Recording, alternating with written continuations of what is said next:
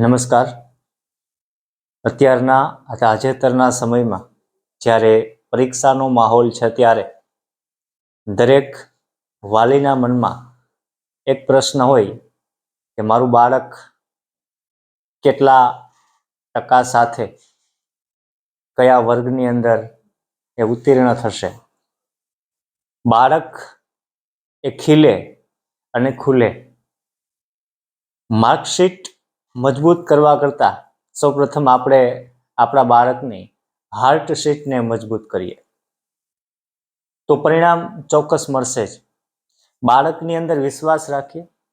એમના ગુરુજનો જેમણે એમને 1 વર્ષ દરમિયાન ભણાવ્યા છે એમની અંદર શ્રદ્ધા રાખીએ તો અચૂક આપણે જે ધારેલું પરિણામ છે એ પરિણામને પ્રાપ્ત કરી શકીશું.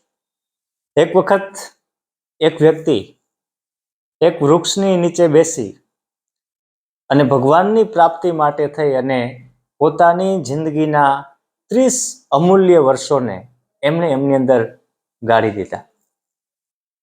30 વર્ષ પછી એક આકાશવાણી થઈ અને એમની અંદર એવું એમને કહેવામાં આવ્યું કે જે તમે તમારી જિંદગીના 30 વર્ષ ઈશ્વરની આરાધનામાં, ઈશ્વરને પ્રાપ્ત કરવામાં જે ગાળ્યા છે, પણ ઈશ્વરે તમારી પ્રાર્થના સાંભળી નથી.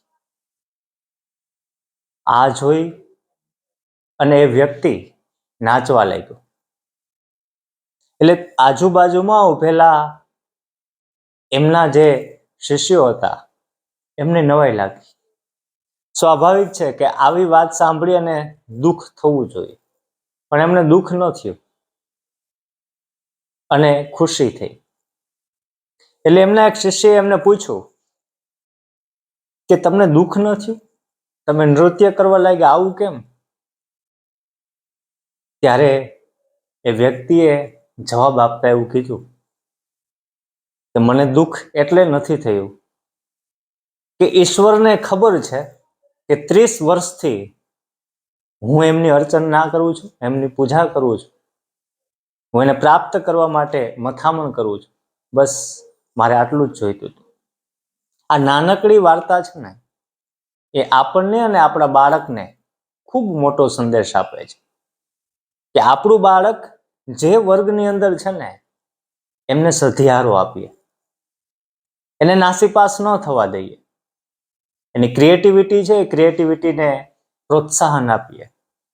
જે બનાવે, જેવું બનાવે એવું એ કોઈ પણ કક્ષાની અંદર પોતાની સ્કિલ પ્રમાણે એ આગળ વધશે જ.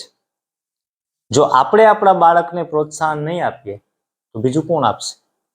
આમની અંદર શાળા, પરિવારની ખૂબ મોટી જવાબદારી છે.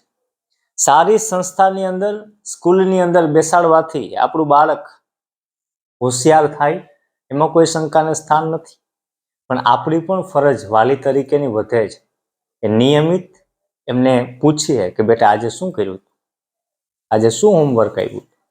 આ બધી જ બાબતોને જો આપણે સંકલન સાથે, વિશ્વાસ સાથે અને એક અતૂટ શ્રદ્ધા સાથે કામ કરીશું તો આપણું બાળક એક અવ્વલ નંબરે પહોંચી જશે, જેનો મને વિશ્વાસ છે.